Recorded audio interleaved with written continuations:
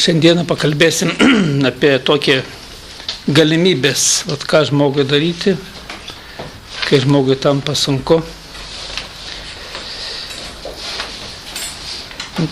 Nes aš dabar pastebėjau, kai buvau išvykęs į Vokietiją, tai žmonės ir žino informaciją, bet kažkodėl tai,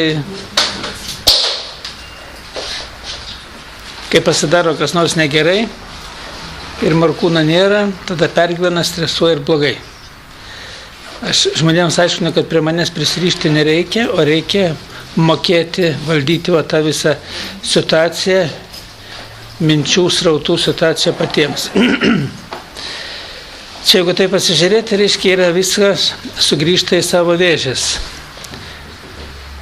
Jeigu atgailos sistemai pasakyti yra nusidėjau mintimis, žodžiais, darbais ir apsileidimais. Pirmoje eilėje stovi mintis. Tuo žmogus mintimis dažniausiai įsuka save į tokį sūkurį, iš kurio paskiau pats išlipti negali. Tas minčių sūkurys, kuris apimtas baimės, pykčio, nevilties arba prisirišimas prie kažkokios tai situacijos. Ir tuomet, reiškia, atsiranda ta problema dar toliau gilėja. Vienas iš būdų, tai pirmoje reikia nusiraminti. Kaip aš sakau, nieko nevyko. Niekas nenuskendo, niekas nežuvo. Jeigu kažkur tai blogiau pasidarė arba kažkokia tai atsirado problema, reikia susikaupti tos problemos sprendimai, o ne gyvenimo ta problema. Gyvendamas žmogus problema, jos tą problemą pirmoje gilina, o antra vertus, jisai jos nepaleidžia netgi. Ir vis primena, kad man reiškia yra blogai. Ir daug yra psichologinių knygų, tame tarpe reiškia aiškinimai yra, kai žmogus prisiriša prie situacijos, jis jos nepaleidžia, jis nuo tos situacijos kenčia. Ar tai būtų situacija, kuri įvedė žmogų į pykčio priepuolį kažkokį tai, ar į nevilties, ar į kažkokį tą jausmą savęs smerkimo jausmą. Ir žmogus, kuomet neatsilaisvina, jisai dar toliau gilina padėtį. Aišku, čia turi labai didelę reikšmę sugrįžimas prie tos informacijos, kurią aš aiškinu, tai yra jos suvokimo. Kitas iki galbūt reikia atsiversti knygą, pasižiūrėti, kokie pagal tekstą, pagal turinį, į ką reikėtų daugiau pasižiūrėti, gal pasiskaityti, arba ten diskelio pasiklausyti pagal tematiką. O kita vertus, pasigilinti galbūt į tą patį šventą raštą, arba jeigu turėjote, skaitėt kažkokių tai psichologinių knygų, kurios tikrai patiko kai kurios vietos ir matėte joje išmintį, tai tas vietas pastudijuoti ir atsipalaiduoti nuo tų minčių.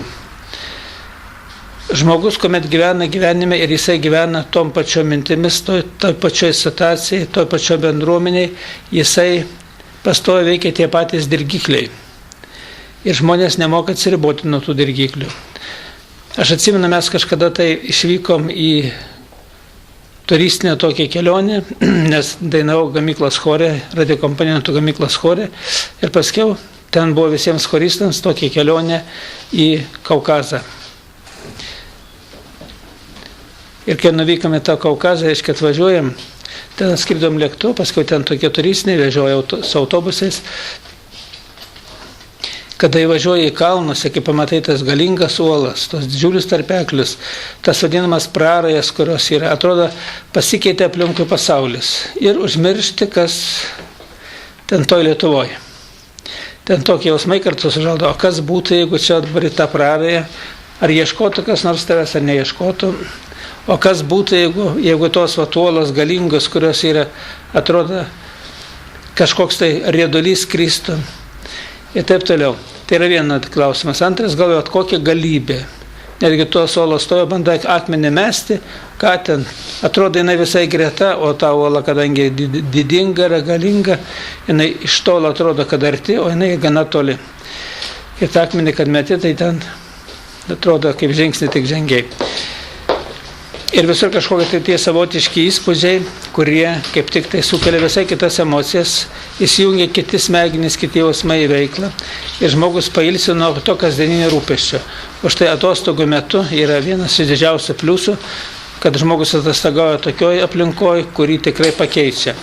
Arba kai buvo nuvažiavę, reiškia, su žmona į Ameriką ir buvom prie Niagaros krioklio ir pamatai tą gamtos didybę, kurios nepavaizduosi jokiam atvirukė.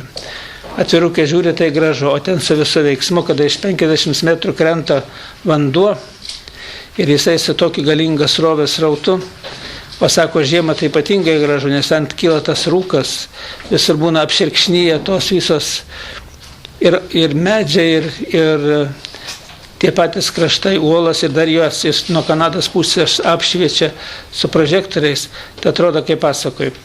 Ir kai pamatai šitą gamtos grožį, jo galybę ir praktiškai netgi nesustabdama tą procesą, kur žmogų praktiškai matyti nepajėgu tą padaryti.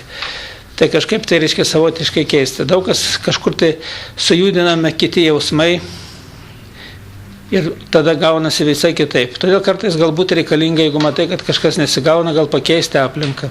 Arba gal nuvažiuoti pas kažkokią tai gerą draugą, kažką tai pasikalbėti. Kita vertus, galbūt reiškia, tai yra čia elementarūs dalykai, o kita vertus galbūt nueiti į bažnyčią, atlikti atgailą ir pasikalbėti su kunigu, o kas tavęs slegia. Ir kunigas, jeigu kunigas yra šviesus, tikrai pasidaro po pokalbį lengviau. Kada žmogus išsikalba, o kunigas žino, kaip tą neutralizuoti, nes jis yra atgailos sistemai, galima sakyti, vieni iš geriausių specialistų. Jeigu taip lyginti žmogaus dvasiniam lygmenį, aišku, dar priklauso ir nuo kunigo, bet jų mokymas, mokslas padeda žmogui pakilti aukštesnį lygį. Ir tuomet, reiškia, irgi susitvarko. Vienu žodžiu, reikia paieškoti tokios išeities ir nesikankinti. O žmonės, kuomet kankinasi, jie problemą gilina ir pas juos susidaro tokie energetiniai srautai, kurie pereina, atsiranda energetiniai kamščiai, atsiranda energetinės duobės, jeigu duobė atsiranda skausmas, tas skausmas gilėja, eina pas daktarą, daktaras nieko neranda. Jeigu taip yra, jeigu žmogus normaliai gyveno ir jisai pas jį nebuvo jokių tų vadinamų skausmų ir staigiai atsirado skausmas ir nieko neatsitiko, nei pritrenktas buvai, nei kažkur ten, nei nugrivai, netgi jeigu nugrivai, bet reiškia skauda ne ten, kur kažkur tai susimušiai, tai pirmas požymis, kad yra atitinkamas dvasinis kritimas. Ir šitas kritimas uždaro kai kurios kanalus, gyvybės energijos tekėjimas srautus ir ten, kur gyvybės energijos stokoja, laikui bėgant atsiranda skausmai. O jeigu ilgesnį laiką pabūna, atsiranda problema toj vietoj. Arba atsiranda netgi, jeigu ligonis atsiranda pragulas, jeigu pas jį atsiranda tos vietose energetinis nepakankamumas.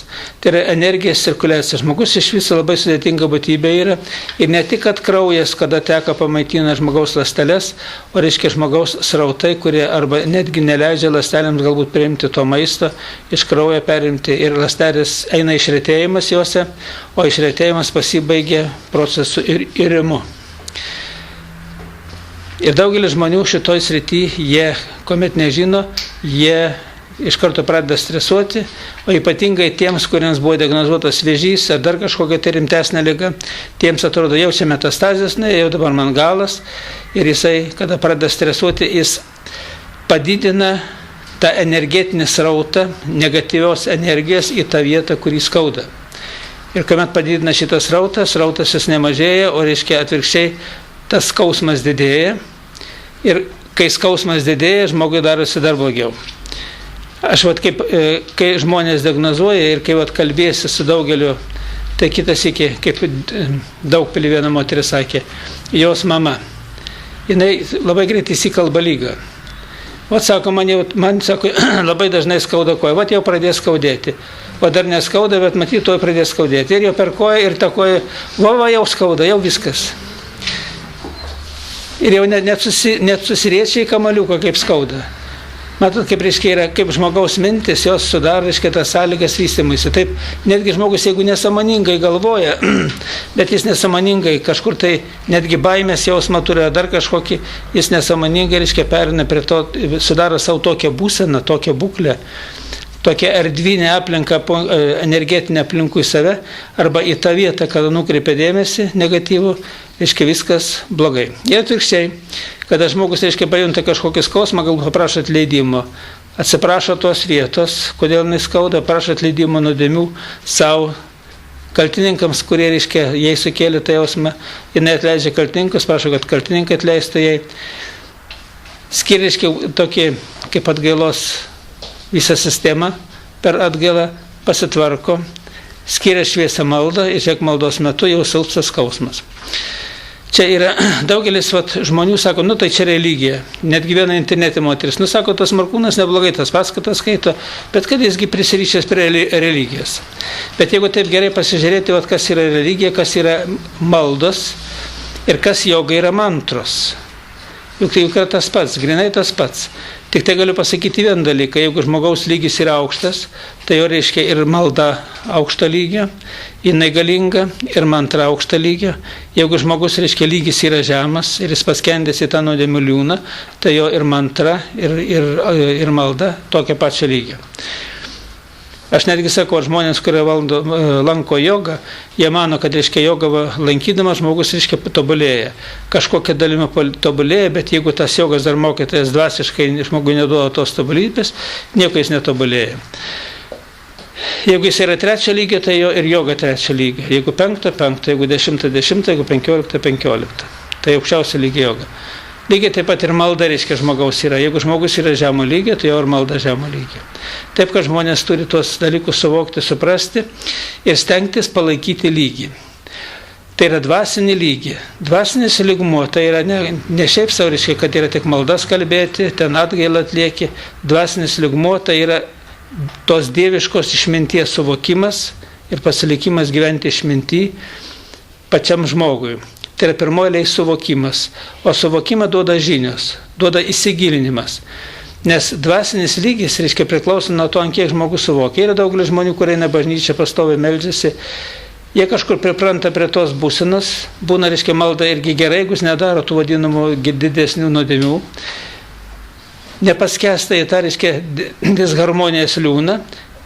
Tai malda praktiškai palaiko tą būseną ir netgi pripranta prie 4, 5 lygio būsenos ir, reiškia, jam atrodo viskas gerai.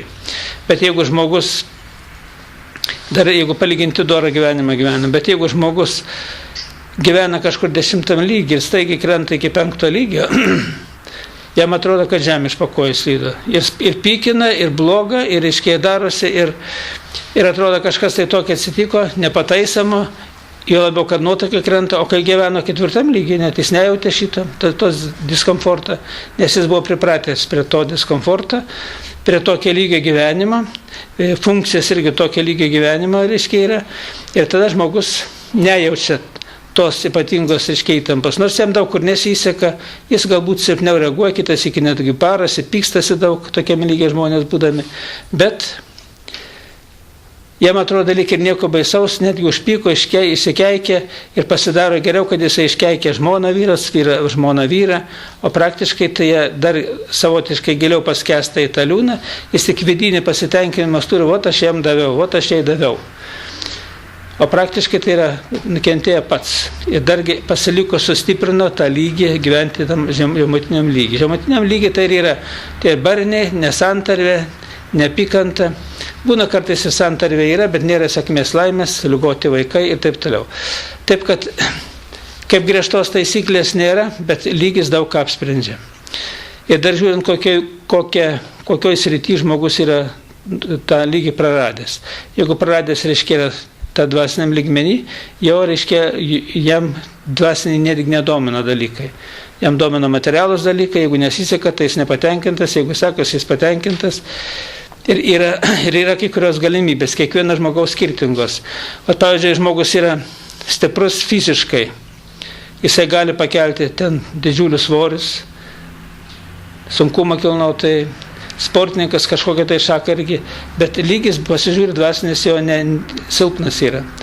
ir jam gyvenime, reiškia, toj srityje jisai apdovanotas galbūt nuo pat vaikystės ir jisai, jeigu tą vysto srityje, jisai joje pasiekia rezultatų, bet tik tai toj srityje. O paskui žiūri, jo vaikai ligonė, jis pats, reiškia, irgi sėkmės laimės neturi, nors fiziškai atrodo stiprus ir galiūnas, galėtų kalnus nuversti. O kitas atrodo, nėra žmogus ypatingai kažkokios tais vidutiniukas arba žemiau vidutinio, bet jis mąsto tvarkingai ir per mąstymą žymiai daugiau nugali negu tas, kuris turi stiprią fizinę jėgą. Taip, kad dvasinis lygis yra žymiai stipresnis, tik jį reikia suvokti ir palaikyti. O kas tai yra? Tai yra žmogaus visatos dvasinio dėsnių suvokimas, supratimas ir gebėjimas pritaikyti savo gyvenimo praktikai. Dvasinio dėsnių. Kodėl dvasinio dėsnių? Ogi todėl, kad žmogus pirmoje yra dvasinė būtybė, siela pirminė struktūra yra.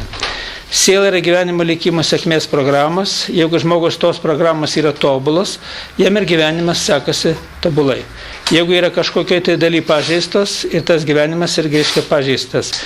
Kažkas tai nesigauna, kažkas tai nesiriša, nors žmogus ir deda didelės pastangas. O štai reiškia, žmogus turi siekti tos vadinamas dvasinės tobulybės supratimo.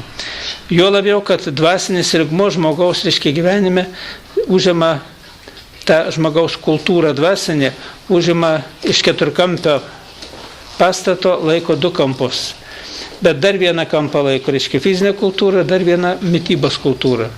Nes žmogaus, reiškia, yra trys tos vadinamos kultūros: dvasinė kultūra, mitybos kultūra ir fizinė kultūra. Bet dvasinė kultūra laiko du kampus ir dar egzistuoja ir mitybos kultūrai, ir egzistuoja fiziniai kultūrai. O sportas. Moteris susiminėja jogą. Jis atsisėda, reikia, kad atsėda, ten kojas sukryžiuoja, reikia, kad kojas prigultų, reiškia, prie grindų. Pas ją neprigula, vieną dieną neprigula, antrą dieną neprigula. Nu tai kiek iš jūs neprigulsinai per jėgą ir išnarina sąnarį. To čia joga yra. Joga per prievartą ne joga yra. Čia kaip pavyzdys. Visur, reiškia, reikalinga pasiekti, reiškia, rezultatą ramiai, išmintingai, kūrybingai, apgalvotai. Ir netgi pagal savo galimybės. Jeigu žmogus turi normalias galimybės, jis gali pasiekti. Jeigu žmogus neturi galimybių, jis kiek dės pastangų, jis jų nepasieks. Jeigu žmogus, reiškia, nemoka groti smuiku, to gali pastatyti prieš kulkosvaidį, sakyti, negrosi, tave sušaudysiu. Nu ką jis, tai jau iš karto šaudyk, jau ir nekankink. Nes vis tiek aš nepagrosiu, nes aš to smuiko nevaldau. Tai čia lygiai taip pat, reiškia, daugelį dalykų. Bet pirmoji tai yra žmogaus, tas yra dvasinės išminties suvokimas. O dvasinės išminties suvokimas tai yra reikia gilintis informaciją ir suprasti. Jo labiau, kad šiandien, reiškia, šiuo laikotarpiu eina ta vadinamas procesas apokalipsijos. Reiškia, kaip? Apokalipsija. Ir šitas procesas, jis reiškia, jisai jau tęsiasi nuo 96 metų, kažkur įsibaigtų 2013 metais ar 12. Netgi kiti sako, kad 12 metais bus pasaulio pabaiga. Tai ne pasaulio pabaiga bus, pasaulio pabaiga bus tiems, kurie praktiškai, kurių vibracijas biologinės, matyti, nesutaps su reikalavimais, kurie, reiškia, diktuoja visata, tai tie žmonės greičiausiai išmirs. Ir jau dabar labai daugelis ligoninės yra užkištas su tais skausmais ir daktarai nežino, ką daryti. Jie tikrina įvairiais prietaisais, nieko nemato, kol nėra fiziologinių pokyčių, jie nemato, žmogus kankinasi. Bet jeigu žmogų kankina fizikiniai skausmai, fiziniai tie skausmai, praktiškai pas jį ir dvasinis lygmuo krenta. Jeigu tik fizinis skausmas atsiranda, žmogus pradeda kristi jo lygmuo ir jis neberanda išeities, jis paskui netgi stresuoja, pasimeta ir pas jį atsiranda problemos. Už tai žmogus turi suprasti tos dvasinius dėsnius, mokėti pritaikyti savo gyvenimo praktikoje ir kas bet atsitiktų, nuo jų nenukrypti. Ir dar daugiau įgauti tokį vadinamą stabilumą. O stabilumą reiškia, kai žmonės pastoviai gyvena tame lygiai ir nedaro kvailysčių, net nesvajoja arba nesugrįžta prie savo kažkokio to kvailiojimo, jis praktiškai kuo ilgiau išsilaiko, to gaunasi stabilesnis. O aš atsimenu, kaip Vokietijai. Vienas pasakojas iš Rusijos grįžęs, reiškia Rusijos vokietis, tėvas jo rusas, o motina, tai yra motina rusė, o tėvas vokietis. Jis, reiškia, atsigimęs gal daugiau, kadangi Tarybų sąjungoje toje gyveno, Kazachstane, tai jie ten visko buvo, ir iš kolūkio vogdavo, iš visur. kaip ir visam tarybiniais laikais, tai žmonės stengiasi kaip tai gyventi, kuo geriau, kad ką tą pavoks iš kolūkio arba iš gamyklos ar dar kažkur tai reiškia lyg ir kažką tai laimėsi. Ir jis įpratimą tokį turi, bet įpratimą tiek, jis sako taip, mobilus telefonas guli kažkur tai ant tos sofos vadinamas. Sako, jis bus mano kišeniai. Jis negali nepavokti. Aš jam kai išaiškinau, reiškia, tos dalykus, tai jisai paskiau jau nebevagė, bet jam baisiai knieti. Aš sakau, jeigu knieti, tavo, reiškia, dar vagės programa neišnyko. O kai jau mobilus telefonas gulės ant žemės pamestas, tu praeisi pro šalį, jo nekelsi. Nemano, kas pametė, jeigu ieško, tada, reiškia, jau tavo, reiškia, vagės programa dingo. Reiškia, iš jos išsilaisvinai. Taip ir iš daugelį jausmų. Kaip vyras, reiškia, eina ir žiūri moteris gražiai. Ir, reiškia, nuo kojo iki galvos, nuo galvos iki kojų. Žvilgsniai, reiškia, eina, čia atrodo viskas normalu, bet kuo jisai grožisi. Kaip pat man patiko Briliaus pasakojimas, kai jis aiškina vaikams, nepaleistavauk tą nuodėmę. Tai sako, jeigu tėtis bučiuoja mamą, blogai ar gerai? Vaikai gerai. Jeigu tėtis bučiuoja tetą, blogai ar gerai? Vieni blogai, kiti gerai. Jeigu tėtis bučiuoja tetą į lūpas ir ilgai, blogai ar gerai? Vaikai blogai, jo vienas gerai šaukė. Ir paskui, ir vėl išmintis, atrodo paprastume, ką tas kunigas pasakys, visą vaikai, reiškia, susėdė juos moka ir pilna bažnyčia žmonių, tų klausosi, reiškia, tų pamaldų, prieš pamaldas tas apmokymas vaikų, eisina pamokymas tų tiesų dvasinių. Tai kunigas ir sako, su kokia mintim tėtis bučiuoja tetą, jeigu draugiškas bučinys, tai yra gerai. Taip ir turi būti, bet jeigu su mintimis sugundyti, tai yra blogai. Ir kai vyras žiūri į moterį, jeigu į moterį žiūri kaip tą vadinamą sekso objektą, tai yra blogai. Jeigu žiūri į moterį kaip tokia dailų kūrinį gamtos, tai yra gerai. Taip, kad visas mintis, darbai, žodžiai, veiksmai, jie žiūrint kokias mintis ir kokios žmogus rezultatas siekia. Ir tos mintis pa žmogų koncentruojasi, jos auga.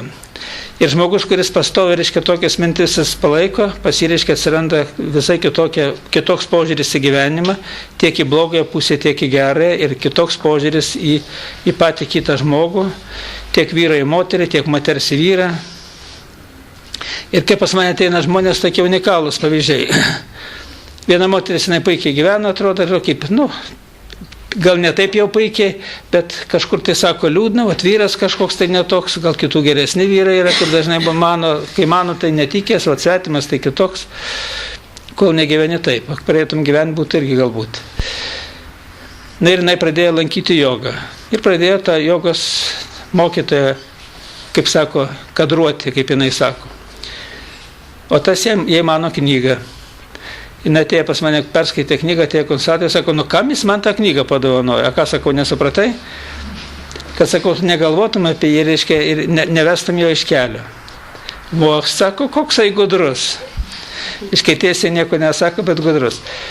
Taip, kad žmonės mano, kad laimė, reiškia, jeigu sitaisysiu meilužę, laimė, jeigu sitaisysiu meilužę, o jeigu žinosi, kaip veikia sistema, nepaleistavauk, kas tai yra, kas vyksta lytinio akto metu, kaip vyksta jungtis ir suformavimas naujos šeimos, kaip vyksta tutalimas nuo vaikų, kaip perimas visų programų iš meilužės į meilužę, iš meilužę į meilužę.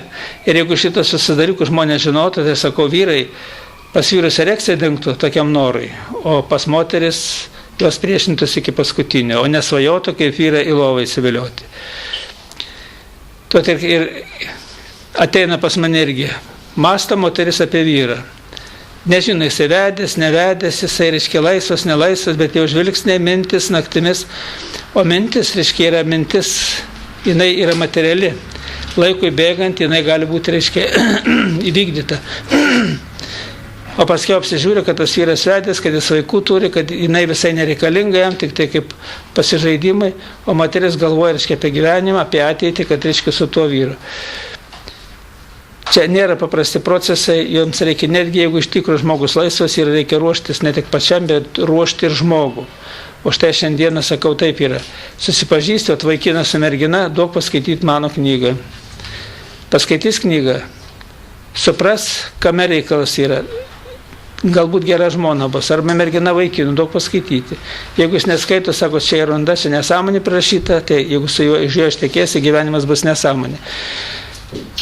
Nes nežinojimas tų tiesų nuo atsakomybės net palaiduoja žmogaus. Ir žmogus, reiškia, turi būtinai suprasti, suvokti, kad bet koks nukreipimas nuo gyvenimo tų vadinamų tiesų, lygiai taip pat kaip vairuotojas, kada nukrypsta, reiškia, nuo vairavimo taisyklių, gali turėti problemų. Arba kažką tai nutrenkti, arba kažkur tai įsirėžti, arba ten taip toliau. Tai vat, žmogus turi žinoti tas tiesas ir turi jomis vadovautis. Bet jis turi tai pastoviai save laikyti tų tiesų išminties sraute. Jeigu jisai šito nelaiko, savęs nepalaiko, tai praktiškai impulsyviai gyvenant nieko iš to nesigauna. Vien dieną aš būsiu geras, ar to aš jau tapsiu blogas. Ir mano, kad paskiau pasimelsiu, Dievas atleis ir aš jau galiu reiškia tą padaryti, nes per atgailos sistemą susitvarkysiu. Jeigu tyčia padarei, tai praktiškai atgaila netaip nevyksta, kaip žmonės mano. Kol žmogaus nuomonė nepasikeičia ir mintis į ateitį nepasisuka tą teigiamą kryptimi, nes pati atgaila yra ne kruvinais keliais stazės eiti, ne dievuliuk atleisk, atgaila yra tos išminties dieviškos suvokimas ir pasilikimas gyventi išminty. Nekvailiojimas toliau. O šiandieną gyvenu, o rytoj vėl nedarau, paskui atsiprašau ir vėl tą patį darau. Taip su žmogum atsitinka kaip su to vaiku, kas atsiprašinėja tėvą. Tėvas nusijuosia diržą, sako, kiek tu gali atsiprašinėti ir tą patį daryti. Ir jeigu po diržo nusijėsimą, jau vaikas jau daugiau nebedaro to. Tad ir žmogus tada gauna kažkur tai per galvą, kažkas tai tokia atsitinka ir jeigu suvokia, jis toliau nebedaro to, bet reikėjo būtinai gauti per galvą. Atsigulti į ligoninę, reikia kažkur tai susirgti, kažkokios tai nesėkmės, nelaimės apturėti, tada atsipeikia, tada gilinasi. Tad žmogus turi pastoviai, reiškia, tobulėti ir po truputį kilti į viršų. Nes kilimas, reiškia, yra, būna, kad žmonės kai kurie staigiai bando kilti, bet, reiškia, paskui nesilaiko vėl krenta. Ypatingai žalingas yra kritimas. Ir kuo aukščiau pakyli ir krenti staigiai, tuo, reiškia, daugiau prisitrenki. Kilti reikia, bet kilti reikia taip, kad turėtum stiprybę vidinę ir nebesugrįžti į tą buvusią padėtį. Mintimis, žodžiais, darbais, jausmais. Nes sugrįžimas arba, reiškia, nusivylimas, jau žmogus stengiasi, paskui nuomoja ranką, visi taip daro, ko čia aš skiriuosi nuo kitų. Ir vėl, reiškia, krenta žemyn. Ir tada gaunasi kitas iki, kai krenta žemyn, jis daugiau nukenčia negu tas, kuris nekyla aukštyn. Nes iš ko didesnė aukščia krisi, tuo daugiau nukentėsi. Prisitrenksi. Lygiai kaip tom fizikiniai procesai vyksta. Dvasinis kritimas, jisai tik tai turi pasakmes kartais ne dabar, gali vykti pasakmes po kelių mėnesių, kelių metų netgi. Netgi pasakmes, kurios padarytas tėvų nešiojant vaiką iščiasi, būna, jos pasireiškia 40 metų, 50 metų, kam 30 metų, o kam po metų, o kam iš karto ant rytojaus. Taip, kad yra skirtingai. Kai kurie dalykai vystymasi periode turi paskiaus gyvenime žmogui kaip sėkmės tokį laidą ar nesėkmės laidą.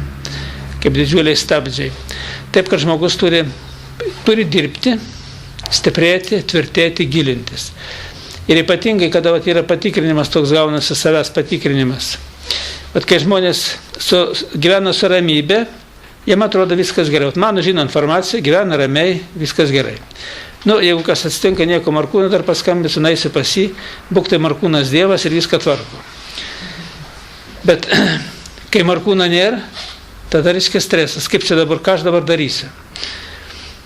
Ir tada reiškia, manęs dievinti nereikia, aš ne Dievas. Aš toks pats kaip jūs, tik tai to, kad aš gilinuosi į tos faktus, gal turiu tą jautrumą pasižiūrėti į tos visus, reiškia, niuansus, turiu galimybę truputį, reiškia, tą korekciją atlikti, bet esmė, reiškia, ta, kad žmogus gyvenimą turi tvarkyti pats.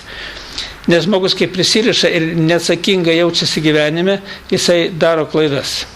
Ir jis neįpranta daryti atsakingai gyventi. O čia, reiškia, viena iš problemų yra.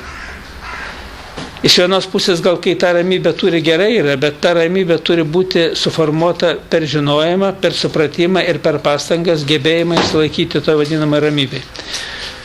Žmogus, kada neturi ramybės, jisai paklaiksta. Kai kuriems, reiškia, tiesiog pradeda, kaip sako, įsireiškimas toks stogas važiuoti. Pas mane netgi vienas atvejis yra, kai moteris sirgo vėžiu ir jinai viskas gerai buvo ir puikiai jautėsi ir paskui ten kažkur tai suskaudėjo, bandė manęs ieškoti ir sužinojo, kad aš visą mėnesį nebūsiu, stresas ir ant tiek pradėjo pergyventi, kad nuo to vėžio ir mirė.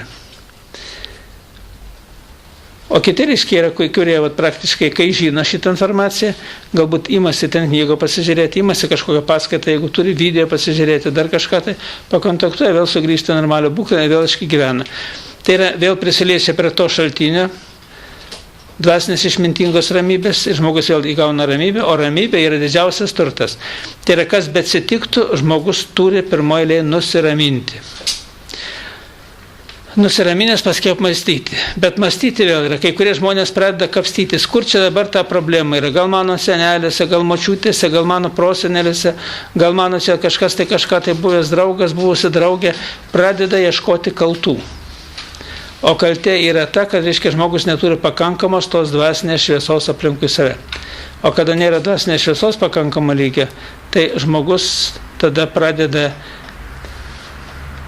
įsileidžia į save kai kurias esybės, kurios pradeda žmogų valdyti. Nes tose negatyviose situacijose tos esybės iš tikrųjų įsikūnija. O jos, kai įsikūnija, reiškia, kaip pradeda valdyti žmogų. Ir žmogui atrodo, kad jis taip galvoja. Nors supranta, kad negerai, bet mano, kad jis taip mąsto ir dar ieško kažkokio tai tų priežasčių, kad save pateisinti. Ir supranta, kad jis negerai daro, negerai save teisina, bet vis tiek kitaip negali. Ir tokiu būdu žmogus krenta žemyn. Nes ieškojimas pasiteisinimą, jeigu ieškosi, rasi. Rasi, netgi sakyčiau, gana galima sakyti objektyvų. Kaip jis galėjo manęs taip pasakyti, kaip jis galėjo mane taip įžeisti, o aš keliu klausimą kitaip. Pažiūrėti reikia iš kitos pusės. O kodėl aš susinervavau dėl tos nesąmonės? Tai problema manie, jeigu aš susinervuojuosi dėl kažkokios tai nesąmonės. Juk tą nesąmonę žmogus pasakė, tai tegu pats ir kenčia. Arba pats neša atsakomybę už tos pasakytus žodžius. Aš žinau, kad taip nėra ir ramiai pasilieku. O kad jis pasakė, tai čia yra ne viskas. Aš netgi dažnai kartais pakartoju paskaitose. Man būdavo, aš dirbau radiokomponentų gamyklą, paskui Elfedo gamyklą dirbau, darbininku, ir ten inžinierium dirbau. Ir kas ką pasakė, reiškia, aš žinau, kad ne taip ir aš pasilieku ramus. Ateina, pasako, ant tavęs pasakė tą ir tą. Nu, ir sakau, kas? Sakau, čia ne mano problema. Bet sakau, nu kaip tu gali taip ramiai žiūrėti? Žmogus taip ant tavęs sakė, ir tu reiškia taip ramiai žiūri. Sakau, tai palauk. Juk gal jis turi kreivą informaciją, jo problema yra. Gal jis tik taip supranta, tai jo dviguba problema yra. O aš žinau, kad taip nėra, sakau, ateitis parodos, kad yra kitaip. Sakau, jeigu pasitrūksta proto ar mąstysenos, tai aš jam neįdėsiu jos. Jo problema yra, ne mano. O aš žinau, kad yra kitaip ir aš nepriimu. Aš negatyvą to nepriimu į save. Ir į save, kai nepriimu negatyvą, aš nesuviliu savo mąstysenos ir galvos smegenų veiklos. O žmogus, kuris priima tokį stresinį negatyvą, tai jisai, žinot, kas jame vyksta? Nu, gali taip sulyginti. Mišku praėjo audra ir 100-mečius medžius išvertė su šaknim. Tai kai žmogus pradeda nervuotis, pergyventi, tai smegenyse vyksta pokyčiai. O šiandien, kai pas mane ateina žmonės, pasižiūrė, kiek pas žmogus ardytų programų yra, netvarkingų programų yra. Kiek programų, jeigu tam kūrėjas, reiškia tvarkytojas, jis būtų vertas to kūrėjo, reiškia patvarkymo, jo programą, reiškia, sudaro, žiūri, 130 milijonų. 200 milijonų. Tai koks ten jovalas padarytas ir žmogus nori būti sveikas. O šiandieną viena iš problemų yra ta, kad žmonės įtampoje gyvena. Ir tą įtampą viens kitą įveda į tą įtampą. Močiutės, mama, tėtis, vaikus įveda savo į tą niuansą. Patys į tą niuansą išvažiuoja, pradeda mokinti, pradeda aiškinti, nežino kaip tiksliai paaiškinti, tiesiog per pyktį, per bar neaiškina, kodėl tu toks. Ir kai ateina pas mane pradeda guosti, kad vaikas toks ir anoks, aš sakau, o kodėl tu tokį pasigimdėjai? Ar iškėlė šitą klausimą savo? Nu, kaip ir visas gimdžiau. Nu, taip sakau, kaip ir visas, bet pažiūrėk, kaip tu pasiruošė gimdymui. Pažiūrėk, kokie tavo pasirašymai buvo, reiškia, augant vaikų iščiose, kaip tu išnešioji, su kokiais stresais. Vyrai irgi taip pat nežino šitų dėsnių, padeda, o kitas iki netgi esminiai paveikia vaiką iščiose augant, ypatingai jeigu vaikas panašus į tėvą auga. O žmonės nežino šitų dėsnių. Ir tada, reiškia, nukreipimai eina. Tad žmogus pirmaliai turi įsigilinti į visas tas tematikas. Ir šeimos formavimas, kur yra, ir vaiko pradėjimas, vaikas iščiasi vaikystėje, paauglystėje, brandžiame amžiuje. Turi suvokti tų programų, reiškia, dėsningumus, kaip veikia. Žmogus turi įsigilinti informaciją jo gyvenimo, kur sėkmė ir nesėkmė, kaip praeina šitie visi impulsai, kaip praeina šita visa, reiškia, grandis tų visų negatyvų ir pozityvos informacijos, kaip jis veikia pats save, savo organizmą. Juk yra šiandieną yra nuostabių mokslinių tyrimų. Jeigu tarybiniais laikais tokios informacijos nei per nago juodimą nerasi, ypatingai buvo uždrausta tas dvasinis tobulėjimas. Aš atsimenu, važiuoju iš užsienio per sieną, grįžti į Tarybų sąjungą, klausė, ar orужие есть, Biblija есть? Dviejų ginklų bijojo, dvasinio ginklo, be Biblijos ir bijojo šaunamojo ginklo. Pirmi du klausimai. Tai įsivaizduokite, reiškia, yra, o pats pagrindas yra dvasinis, reiškia, tai apsišarvavimas, tai išmintimi, tai yra Biblija.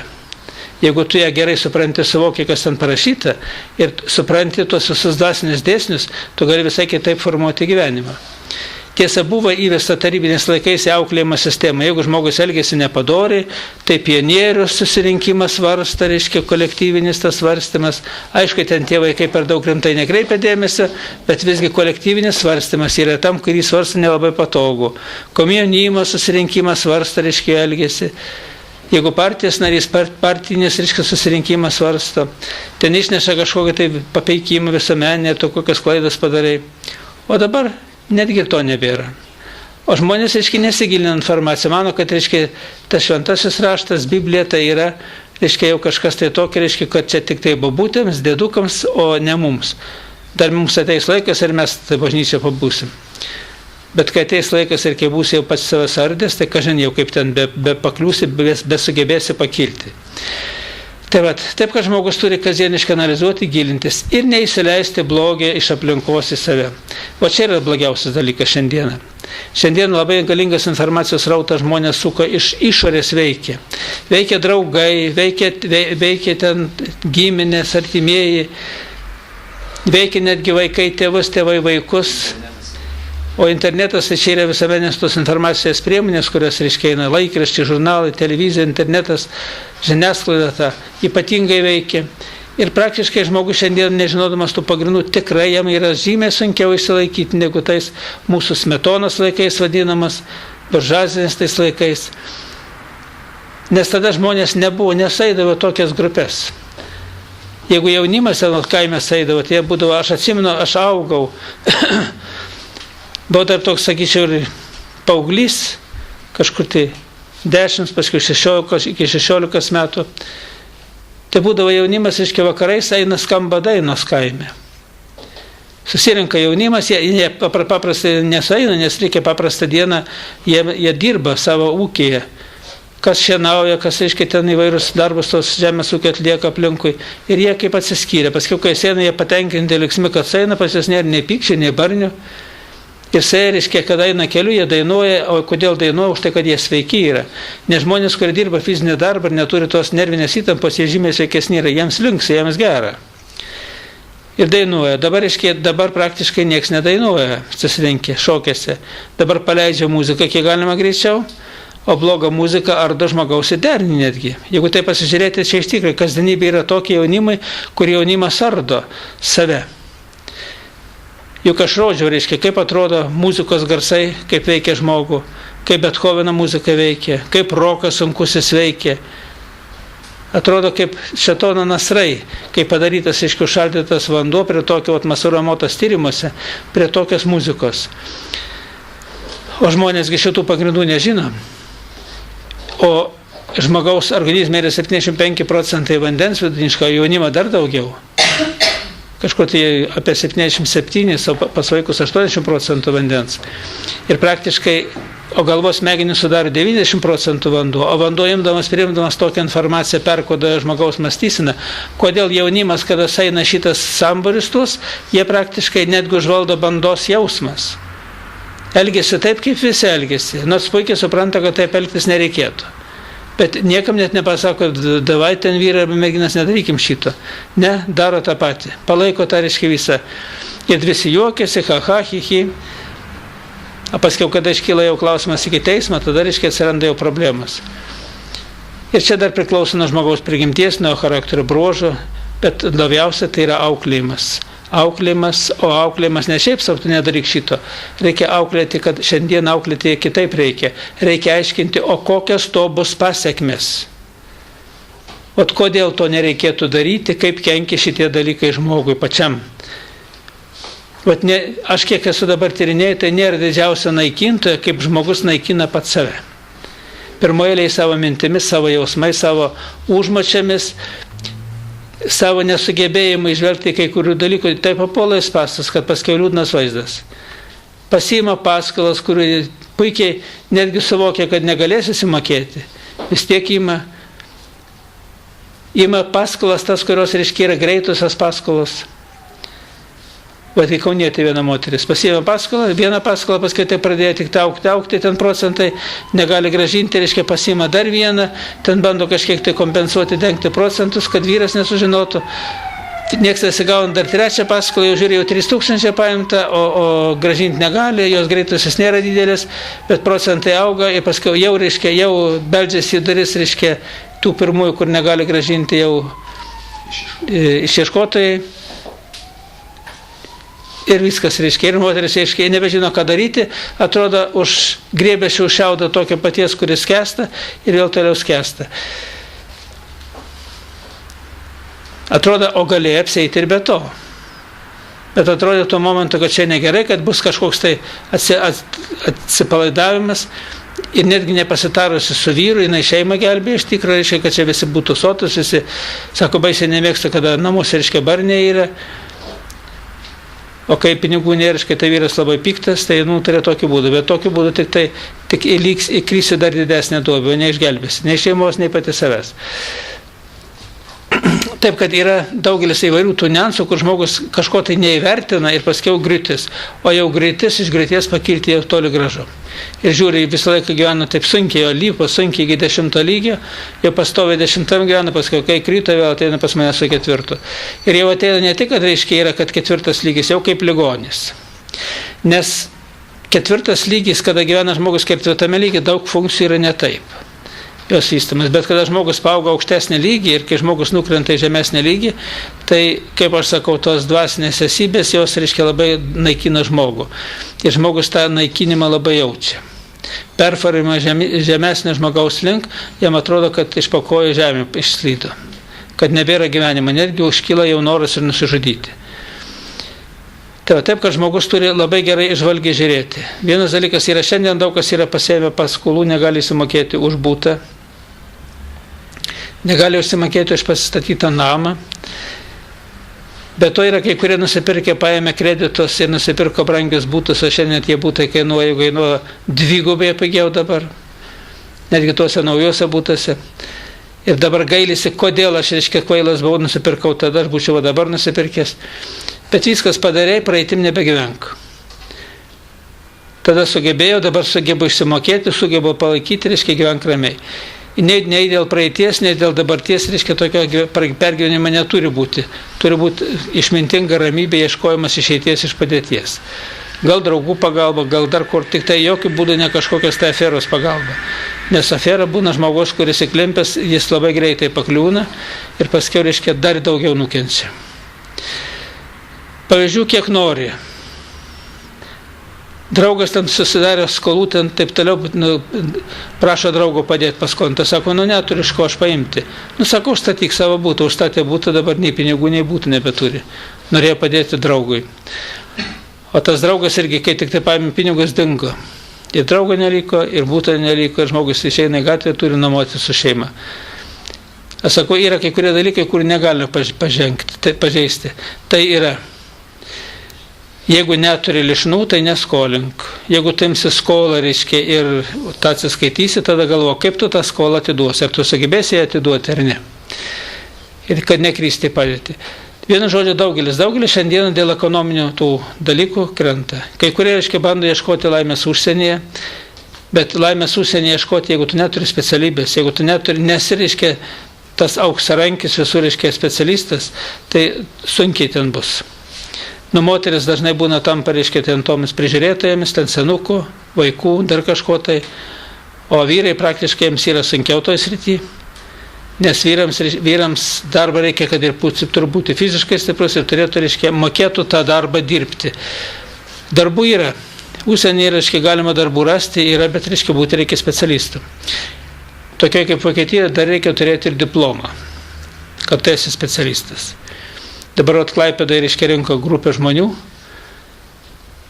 ten apdailos darbams ir nei vieno, kuris neturi net techninės mokyklos išsilavinimo diplomą, nepriima.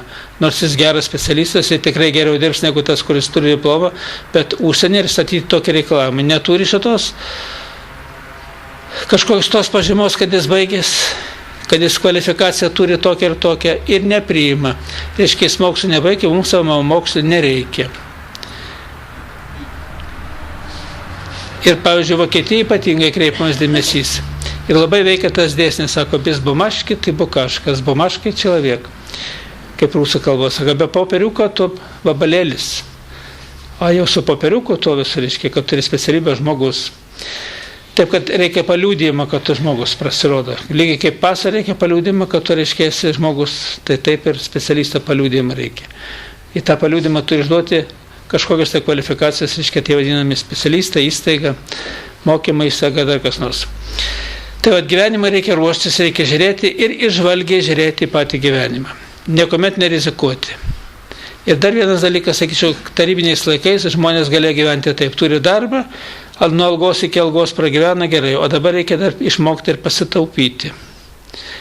Kad reiškia, kad jeigu tu gali pasitaupyti, kad tai vadinama juodai dienai, arba kada bus sunkus momentas, kad tu, reiškia, neskęstum, o turėtum kažkokį rezervą. Tas rezervas gali būti taip, tai yra tvirtas atlyginimas, darbas. Antras rezervas tai yra sankaupos. Kažkiek atida pinigų, galbūt žmogus susitaupo ir paskiau sunkiu momentu jis gali juos panaudoti. Tada jis mažiau nukenčia, tada prieš nieką nereikia lenkti galvos ir iš kitos pusės jisai niekam netampa skolingas. Tai vat, tiksliau sakant, gyventi reikia mokytis, reikia žiūrėti. Bet kad šitą dalyką suprasti, suvokti, kodėl to reikia, ogi reikia todėl, kad pasiliktum kiek įmanoma stipresniai dvasiniai ramybei. Nes dvasinė ramybė yra didžiausias turtas ir didžiausias ramstis, sveikatos, likimas, sėkmės ir laimės ramstis. O jeigu ta dvasinė ramybė yra šviesi, pakili, duoda kūrybiškumą, nes kada žmogus, aiškiai, protingai, išmintingai, kūrybingai dvasinė ramybė, jo smegenys išskiria beta endorfiną. Tai yra medžiaga, kuri praktiškai yra vaistas nuo visų ligų ir tas stimulas kūrybiniai veiklai. Maistas kūrybiniai veiklai. Netgi kai kurie gydytojai tą beta endorfiną prilygina morfijai pagal veikimą. Tik tai morfiją žmogus, kai naudoja, tai nuo to tik blogyn darosi kasdien, o kada išmoksta gamintis beta endorfiną, tai pas žmogų išauga sparnai kūrybiniai veikloj, darbe, kuris dirba moksle ir taip toliau. Tai yra, jis tampa vis stipresnis, galingesnis ir jis niekuomet neapsinuodija nuo šito. O nuo morfijaus perdozuosi viskas. Didesnė dozė, bet to reiškia organizmas, kada pripranta, nebesigamina beta endorfinas. Ir tada reiškia žmogui turi naudoti iš šalies naudojimas ir dozės viskas skirtingai, bet to labai veikia smegenis negatyviai.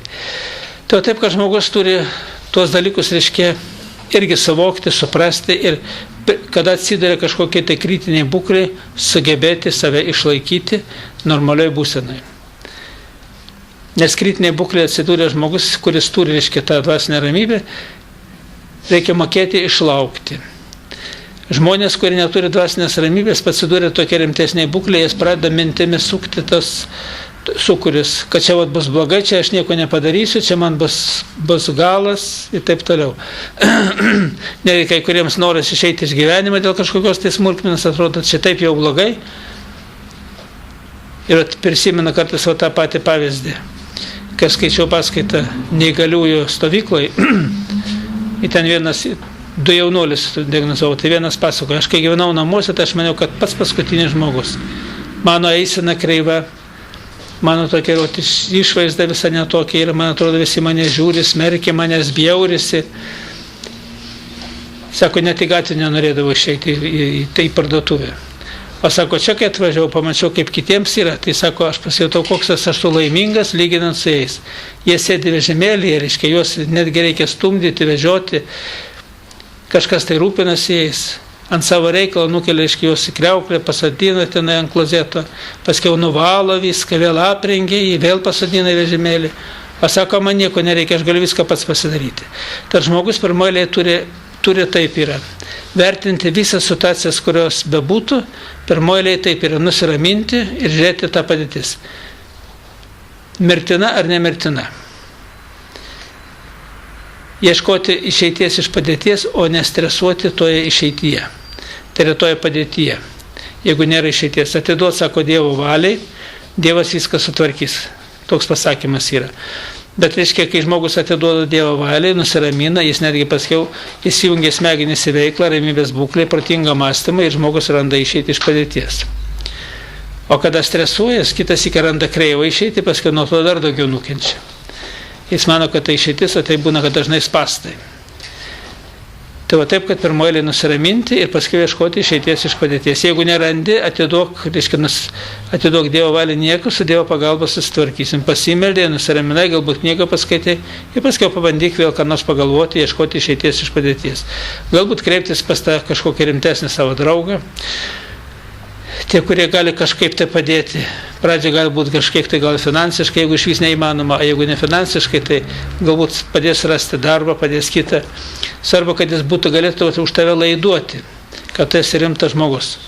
Bet kada ir draugų neturi rimtų, o visi tokie, reiškia, draugai, kurie gatvėse tik tai arba prie alausto kioskelio paprastai tik susitinka ir ten pasirbė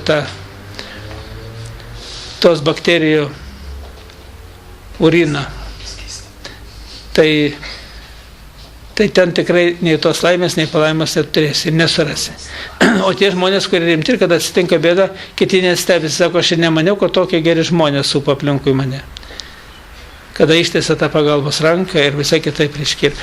Taip, kad iš padėčių be išeities nebūna.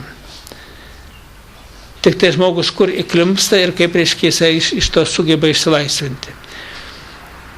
Ir jeigu žmogus ramiai ramybės būklės, randa ir išeiti iš padėties.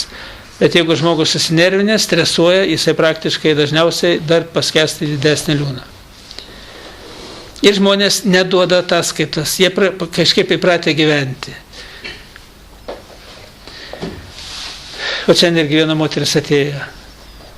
Dirba Sodrai, ne Vilniuje čionai. Tas viršininkas būdavo išrašo kažkokius ten kaip priedus kažkam tai ką ir jie iš kitos pinigus nesurinkdavo, atiduodavo tam viršininkui, tam direktoriui. Nu, tas direktorius ten kokias tai būna, ten komisijos ar dar kas nors, lygiai kaip tarybiniais laikais. Reiškia, kad padaryti kažkokią tai komisijai balių, reiškia, kažkur tai restoraną nuvesti, reikia pinigų. Savų tai nėra. Tose, kad ir direktorius atlyginimai nėra tokie aukšti, kad galėtum vaišinti. Tai suranda būdų, kaip reiškia tų pinigų pasidaryti. Jie paskiau, reiškia, parašo prokuratūrą, pradeda aiškintis ir per 10 metų padaryta, reiškia, žalą, tie, kurie skundėsi, paskaičiavo, reiškia, kiek žalos padaryta, kiek iš valstybės pinigų paimta, direktoriui 2,5 metų, jie metus laisvės ateimą ir priedo, reiškia, sugrąžinti visus pinigus valstybei, po 30 000 abiems. O nesako, aš ne vieną litų nesu paėmusi. Viską atidavė direktoriui. Vat, reiškia, taip ir žmogus, reiškia, dabar taip. O kada viskas ėjo procesas, ne vienam neatėjo galva, kad reikia sustoti, reikia žiūrėti, reikia kaip tą daryti. O tie dalykai dar reikia atitinkamą laikotarpį. Laikė pasunkėjo, reikia kažką iš darbo palisuoti, kažkas tai skundą parašė, kažkas tai tikrino, surašė, kiek žmonių kas gavo, kad jie irgi paliūdė, kad iš tikrųjų tai buvo. Nu ir viskas. Nors direktorius neprisipažino, vis tiek 2,5 metų gavo. Ir plus priedo gražinti. Matot, kaip yra. Žmonės, atrodo, kad viskas gerai, kol kas eina gerai. Tai aš kaip tokį palyginimą irgi kalbu. kaip tas negras, krisdamas 120 aukštą, ties 60 aukšto galvoja, kol kas viskas eina gerai. O jau kai pasieksi žemę, tada jau ir galvoti nebereiks. Irgi gerai bus. Tai žmonės, kai kliūna kažkokia tai va sukuria, jie kažką tai daro, bet kad debesis kaupiasi, kažkas jie nemato. Ir jie nepraregėja, kol negauna per galvą, kol iš tikro kažkas tai kažkur tai nepajudina. Įvairiausių tų atveju, įvairiausių. Bet čia juk kaltas pats žmogus. Kada jisai pats, reiškia, yra kažkur tai nepasotinimas, kada jis daro ne pagal įstatymą, kad jisai pažeidžia ir be to, reiškia, tas įstatymas yra pagal straipsnį, reiškia, yra tikrai stipriai baudžiamas žmogus už tokius nusižengimus, jis vis tiek daro. Tai taip, kad yra, sakyčiau, šiandien daug kur tų pažeidimų žmogaus gyvenime ir žmogus turi mokėti susitvarkyti. Pirmoje eilėje nepažeisti, kiek įmanoma tvarkytis, o antroje eilėje, reiškia, jeigu kažkas tai tokia atsitiko, ramybės būklę pereiti ir kaip išeiti iš padėties. Surasti išeiti reikia. O ta išeitis pirmoje eilėje ramybė, antras išsilaisvinimas iš tų visokių minčių blogų, o paskiau jau ieškoti, reiškia, o kaip galima išspręsti problemą. Jeigu jinai nesprendžiama, yra atidėk į šalį, atiduok Dievo valiai. Sako, Dievas viskas tvarkė, žiūrėk, žmogus nustoja nervuotis, pergyventi, netgi problema savaime įsisprendžia. Ateina laikas, kai įsisprendžia. Ir kiek yra kur banka užstatyta, viskas, reiškia, žmogus jau atrodo viskas, jau galas. Paskui, žiūrėk, ir bankas jau pats eina, reiškia, į kompromisą. Netgi žmogus nesitikėjo tokio kompromiso, bet kai jis nusiramina. O kai nenusiramina, reiškia, tai praktiškai pradeda kariauti, pradeda kažką tai įrodinėti, kažkokie tai bylas bando žvizinėti, tai tada tik tai supyksta ir nieko iš to neišeina.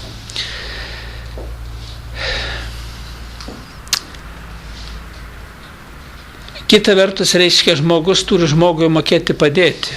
Vyras žmona, žmona vyrui, tėvai vaikams, vaikai tėvams. Bet jie viens kitų turėtų girdėti, netgi ką kalba. Ir netgi kitas iki apsvarstyti, pasiūlė vaikas tėvui kažkokią tai išeitį. Vietoj to, kad tėvas apsvarstyti, tai tu tai nieko neišmanai, tu esi dar snarglys ir ką aš čia tavęs klausysiu. O gal vaiko, reiškia, tokia logika stipri yra ir ryšys su visata, kad jisai gali patarimą duoti. Paskui apsvarstyk tą patarimą. Kaip aš atsimenu dar mūsų, kai tarybiniais laikais visą laiką mes į kvalifikacijos kelimo kursus, tai pasakoja, reiškia, būdavo organizuojami, reiškia, tokie vadinamas smegenų audra. Rusiškai mazgavoj šturm. O surenka ir pasako, yra tokia didžiulė problema. Ir vienas sako, ką tu darytum, jeigu tau tas atsitinka? Ir kokia pirma mintis ir sakyk. Kai tais karo laikais, reiškia, torpedas eidavo ir skandindavo laivus amerikiečių tą pagalbą visą, kaip tas baržas. Tai irgi surenkė tokį šturmą, sako, o tu stovi vandenį, tave eina torpedo, ką tu darytum? Atstaigiai, sakyk. Sako, aš pūščiau. Kaip sako pūščiau? Na, sako, taip.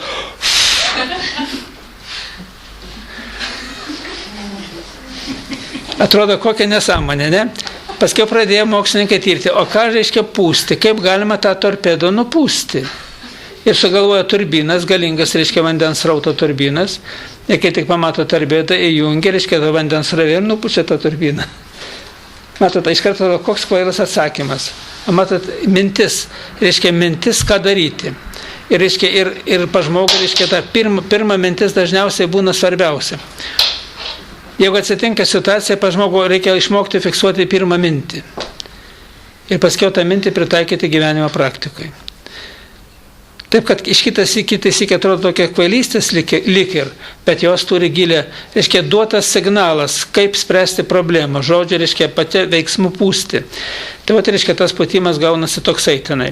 Ir pa žmogų, reiškia, yra, mintis ateina, ką daryti kartais. Kartais būna, ten vyras ateina, o taip blogai, žmona sako, daryk šitaip. Ne, ką tu durna supranti.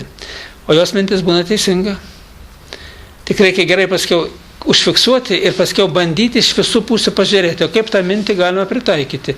Nes intuityvi mintis būna teisingiausia. Kodėl? Todėl, kad neturi su visata ryšį.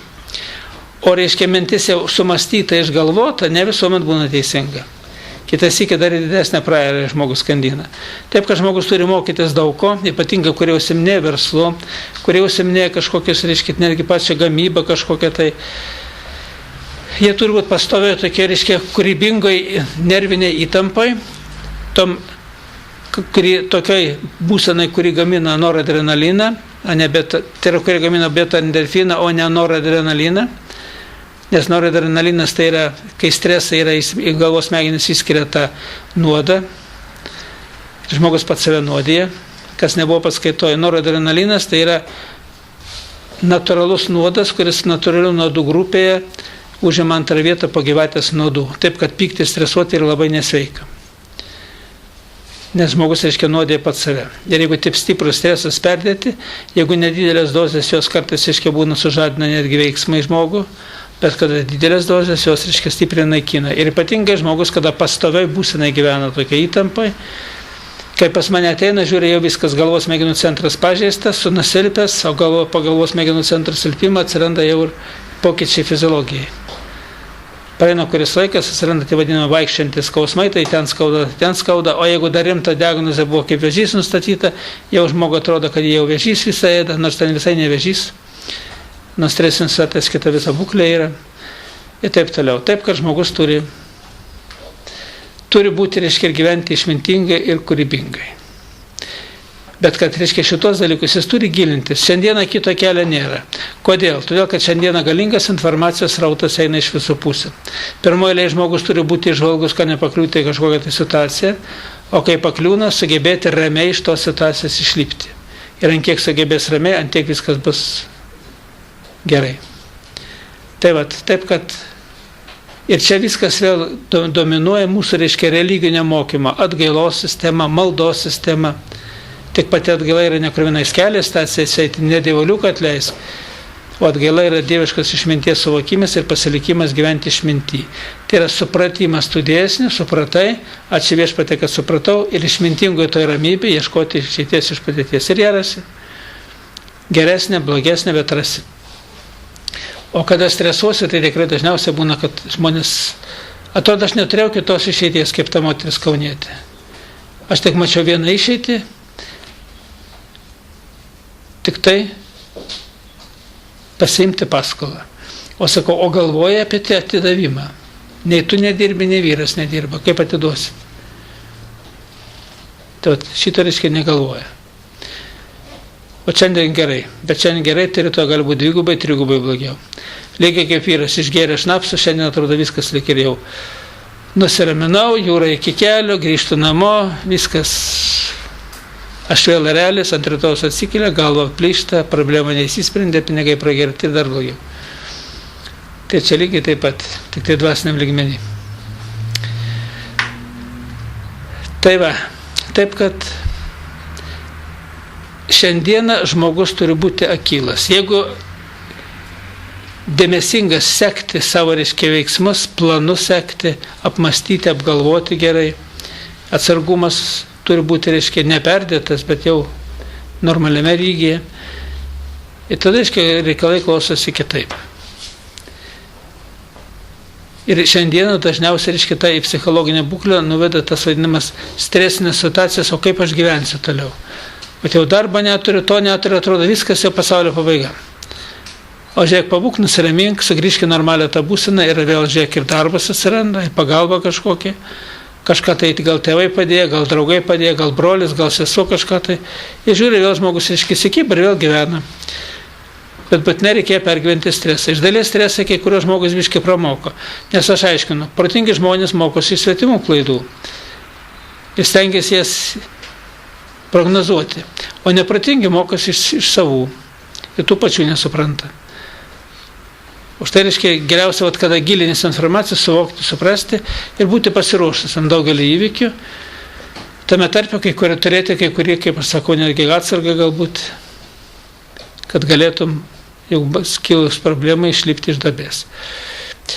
Taip, kad tie visi stresai ir visos, reiškia, yra dažniausiai pačio žmogaus rezultatas. O žmogui paaiškini, viskas atrodo, jisai žino, bet jisai nedaro to, ką privalu daryti žmogui. O paskiau turi vėl pasakmes, ateina vėl pas mane, nieks nesigavo. Aš negaliu kitaip galvoti, aš negaliu kitaip elgtis, už tai aš ir aiškinu, sakau, žmogaus išgelbėti nuo jo paties negali. Pirmoji tai yra žmogaus mintis, ką jisai galvoja, tą jisai ir turi. O tos neigiamas negatyvės mintis iš tikrųjų žmogus skandina žemyn, o nekelia į nei minties, nei proto galimybę nekelia į viršų. Atvirkščiai, žmogus po truputį silpsta. Ir fiziškai, ir protiškai, ir paskui negali surasti išeities. Taip, kad niekuomet nereikia prarasti vilties, kol kūrėjas su mumis, žmogus nepraras ir savęs, bet jeigu jis žmogus nuo kūrėjo nutolsta, tada negerai. O nuo kūrėjo ne tik kad malda, ne tik kad bažnyčia, tai yra gebėjimas pasilikti toj dieviškos išminties lobinę. Ir ateina, reiškia, ir tas vadinamas išsigelbėjimas. Kokie klausimai? Pas jūs dabar atsirado tokie terminai nauji, reiškia atominiai virusai ir dvasinis užkratas. Iš kur jie atsiranda ir kaip jų apsisaugot, kokios yra galimybės? Tai yra atominiai virusai, tai yra labai maži mikroorganizmai, kurie apsigyvena žmogaus ląstelės netgi viduje. Ir jų labai stipri gyvybės energija ir jų praktiškai medicinai neįveikia. Tai jie iššaukia alergijas įvairiems, reiškia, procesams. Maistui, alergija, reiškia, susinervavimą kažkokiam, alergija saulei, alergija vėjui, alergija šalčiui, alergija, reiškia, netgi kokiam žydėjimams ir taip toliau. Antras, reiškia, yra, jų negali, medicina žino, kad tokie yra ir jie tyrimai, kada atliekami yra, bet jie brangus yra, jų nieks netlieka, taip, kiekvienam žmogui, bet mokslo srityje atlikti ir šitie visi žinoma yra. Tai ir atominiai virusai būna taip, kad jie kartais gyvena ir jiems nesudaromas tos sąlygos kažkokios, arba maitinimas, arba, reiškia, priešiškos sąlygos ir jie kaip taikiai gyvena su žmogumi. O kaip aš dabar važiuoju į Vokietiją, ten yra aplink medžius apaugę tokie vijokliai.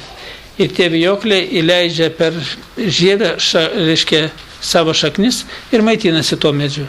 Bet ir medžiai žaliuoja, ir tas vijoklis žaliuoja. Bet kai jo per daug susidaro to vijokliais, reiškia, tiek nusirbė tą medį, kad tas medis nudžiūsta. Bet tam vijokliai visai nepatogu, kad tas medis nudžiūtų. Jis suranda kažkokią tai būseną. Tai matyti ir pa žmogui yra. Žmogus gyvena, turi tos virusus, bet nieko. Bet jeigu tik tai žmogus, reiškia, kažkur tai turi stresą, arba žmogus, reiškia, kažkur tai kažkokie tai dirgikliai tai atsiranda ar per maistą, ar per kitus, reiškia, tie virusai pradeda reikštis. Ir svarbiausia, kad jų, reiškia, lygis yra toks, kad jie pakeičia ląstelių struktūrą ir kai medicina žiūri, reiškia, per mikroskopus ir mato pakitusią ląstelę, jie jau laiko, kad tai yra vėžys. O ten būna ne vėžys, o šitie atominiai virusai. Ir jie bando gydyti chemoterapiją. Tiesa būna, kad chemoterapija kai kurį paveikia tos virusus ir jie išnyksta. Bet dažniausiai būna, kad nepaveikia. Reiškia, kur netinka cheminė terapija, jų nepaveikia, reiškia, tie virusai dar daugiau bujoja. Jie kaip alergija reiškiasi nuo cheminės terapijos, žmogui, reiškia, viskas tiesiog išberia ir ko tik nesidaro. Temperatūra atsiranda, sukyla. Tai čia apie atominius virusus, bet virusai atominiai nuo žmogaus minties pabėgti negali. Aš dažniausiai žiūriu, kokie jų potencialai, susilpninu potencialą kiek įmanoma vos ne iki nulio ir tada organizmas juos įveikia. O šiaip, reiškia, jų potencialas būna, ląstelės potencialas, pavyzdžiui, nuo sienos iki čia, gyvybingumas, o atominė viruso kaip per 5 kambarius arba 10 kambarių. Ir organizmas jo įveikti negali taip. Bet jie taip daugintis ypatingai irgi negali, nes, reiškia, yra, kad ląstelės viduje ne per daug ten ir vietos yra. Ir atominiai virusai yra paveldimi ir gauname dažniausiai operacijų metu per įrankius, ligoninės energiją. Arba žmogus susižeidus galima gauti jų, reiškia, yra. Arba galima baseinė gali būti, bet baseinė rečiau bus, jeigu susižeisi baseinė. Gali būti pirty, reiškia, mažiau jie būna, nes temperatūra jisai nepakelia aukštos. Žmogaus organizmo temperatūra nėra aukšta. Viešbučiuose gali būti nuo paklodžių, gali būti pasėdėti. Viešbučiuose daugiausia būna kitokio pabudžio.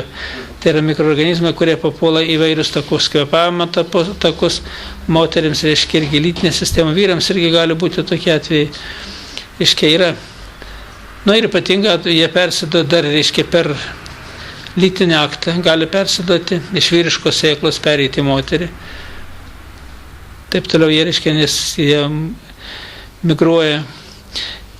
Nu, daug kelių yra. Valgant mėsą, nevirtą žalią mėsą, arba, reiškia, tą, kur įvairių, kaip lygiai, kaip persiduoda ten įvairias lygos, ten per šerieną, taip toliau, per kitus, per žuvis žalias, reiškia, kiaušinis gerinti irgi, jeigu vištas, reiškia, yra, gali būti. Yra daug šaltinių tokių.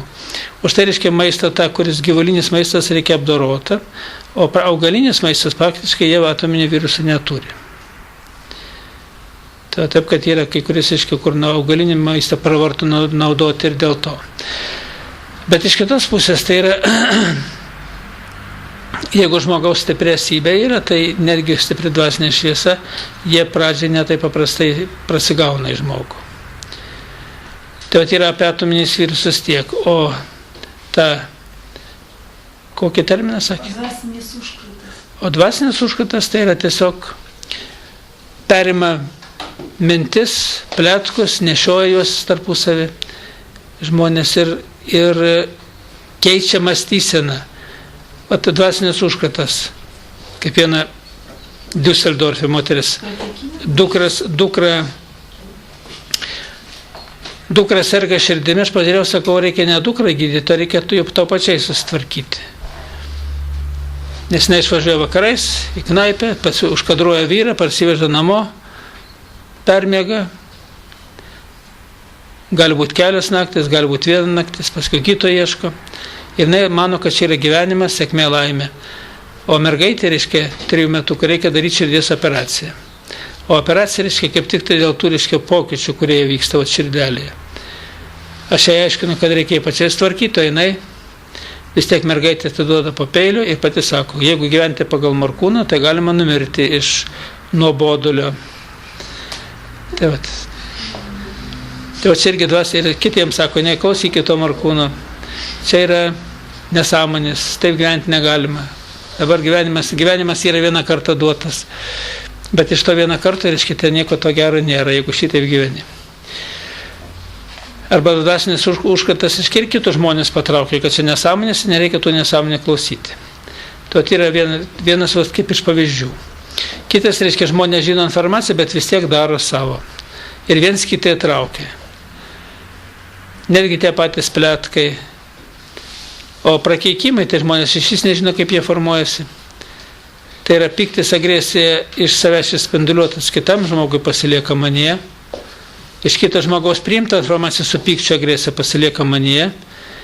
Ir piktis ant pačio savęs, koks aš kvailys, pasilieka manyje. Vat kaip jie formuojasi. Ir kada žmogus ateina, žiūri taip tų prakeikimų.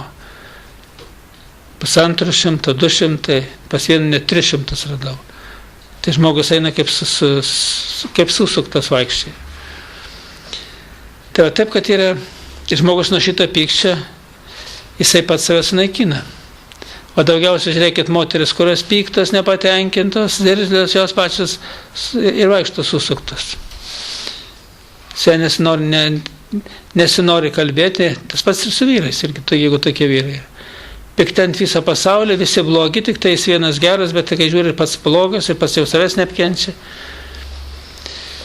Tai va taip, kad yra tų dvasinių užkratų yra labai daug.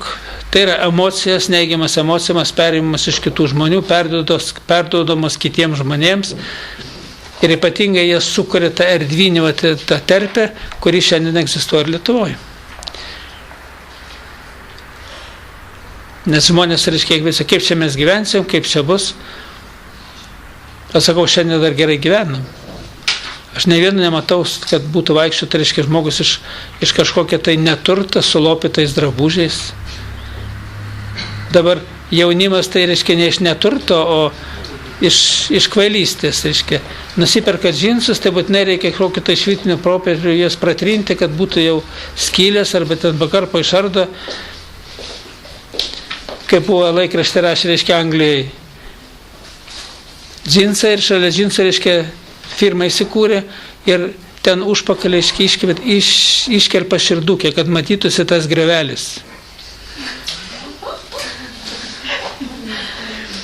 Taip, kad žmogui, reiškia, yra šitos visos vadinamos kvailystės nėra ribų pas daugelį. Ir kiekvienas savotiškai, reiškia, ir atsiranda tokių norinčių, reiškia, firma reklamą duoda, kaip gražiai atrodo, reiškia, ir atsiranda norinčių parodyti ir savo grevelį. Aš čia vienas Kaune moteris ateina, jinai turi, reiškia, 3 vaikus turi. Be vyro jau gyvena, reiškia, ten visokių, ir ateina, reiškia, pasia pūpas čia nuogas. Aš sakau, žinai, kas yra saulės rezginys, čiagi informacijos rautas eina. Ir kodėl tu su nuogu to pūpu vaikštai? Kad, sakyčiau, panelės kur 16 metų ir tai, o ten, sakyčiau, ir tas pūpas nieko išvaizdos neturi, riebalais aptekęs, ne vis tiek, reiškia, nuogu vaikšto. Tai kodėl tu taip darai? Tai reiškia, kas yra tai? Tai yra kažkur tai kažkokia tai dalis smegenyse ne vietoj. Ir viskas, čia gali pasakyti, tiek, kažkiek tai trūksta. Lygiai kaip vaikinai ten į nosį įsiveria kažkokį tai žiedą. Sakau, būliams verdavo į nosį dėl to, kad jos tramdyti reikėjo. Tai kam tau nosį žiedas? Ir taip toliau. Tai yra žmonės, kurie kažko, jeigu jis negali nustebinti kažko tai savo tuo ypatumu, žmogiškųjų vertybių, tai nors kvailumu. Ir šito nesupranta netgi. Mano, kad jis kažko tai ypatingas, jeigu jis tą padarė. O ypatingas parodo, kad ten ne viskas ypatinga galvoj. Kokie dar klausimai? O čia irgi dvasinio užkrato, reiškia, pasekmės.